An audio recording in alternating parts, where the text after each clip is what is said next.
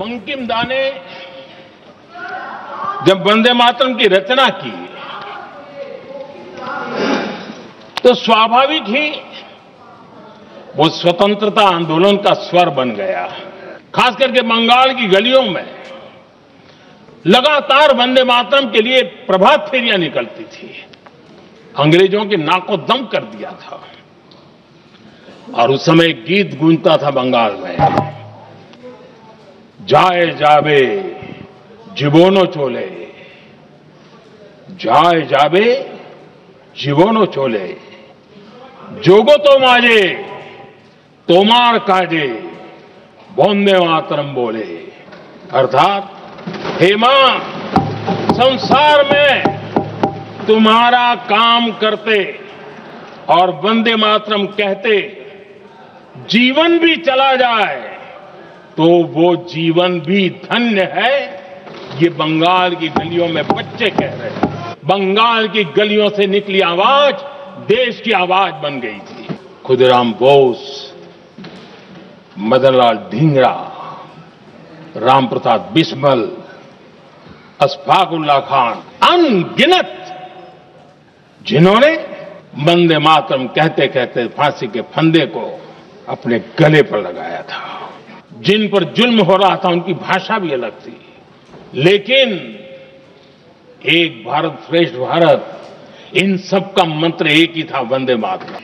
माननीय प्रधानमंत्री तार भाषणे যেভাবে ঋষি বঙ্কিমচন্দ্র চট্টোপাধ্যায়কে বঙ্কিম দা বললেন, মনে হলো বোধহয় চায়ের আড্ডায় বসে তিনি বঙ্কিমচন্দ্র চট্টোপাধ্যায়ের সঙ্গে আলাপ আলোচনা করছে।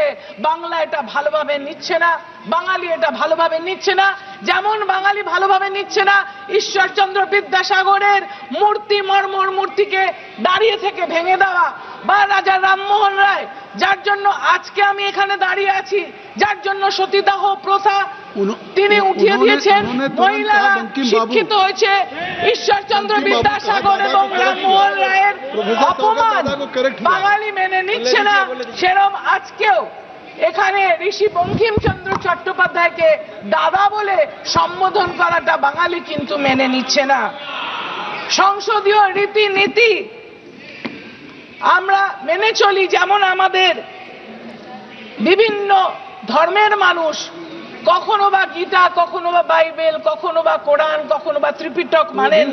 আমরা সংসদীয় রীতিনীতিতে আমাদের যে সংবিধান, এই সংবিধানকে মনে করি আমাদের সর্বোপরি সর্বোচ্চ আমাদেরকে পথ দেখানোর, সেটা কিন্তু সম্পূর্ণভাবে লঙ্ঘিত হচ্ছে। আজকে বাঙালি বলছে বিচার চাই, আমরা বিচার চাই বাংলার এই অপমানের, আমরা বিচার চাই সংবিধানের এই অপমানের। বাংলা কিন্তু গর্জন করতে জানে। স্বাধীনতা সংগ্রামে গর্জন প্রতিটি কিন্তু বাঙালির কণ্ঠে এসেছে। জয় হিন্দ নেতাজি সুভাষচন্দ্র বসুর কণ্ঠে, আমাদের জাতীয় সঙ্গীত জনগণ মন অধিনায়ক, সেটাও কিন্তু বিশ্বকবি রবীন্দ্রনাথের, যেটাকে অপমান করেছেন ওনাদের সাংসদ বিশ্বেশ হেগড়ে কার্গে। এবং আমরা কিন্তু বাঙালির দেশাত্মবোধ সবার উপরে বলে মনে করি। সেই বাঙালিকে যেভাবে অপমান করা হচ্ছে সেটা আমরা কিন্তু বাংলার মানুষ মেনে নিচ্ছি না। ঋষি অরবিন্দ তিনি বঙ্কিমচন্দ্র চট্টোপাধ্যায়ের ঋষি উপাধিটা দিয়েছিলেন।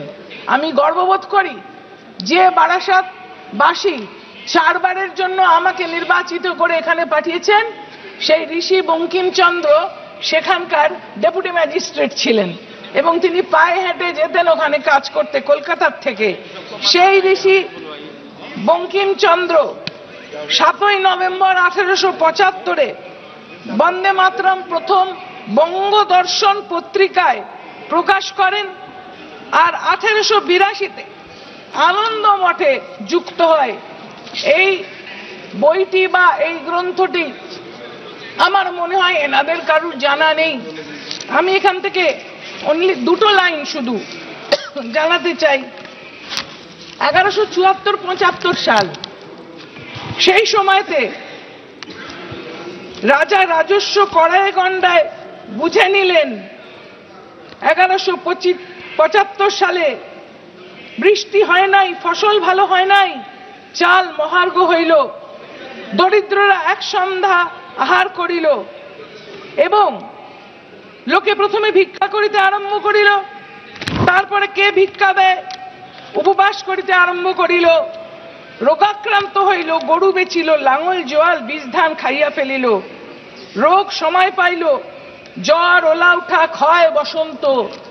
এটা সেই সময়কার একটা চিত্র তুলে ধরছে যখন ইংরেজ শাসনকালে আমরা অত্যাচারিত হয়েছি।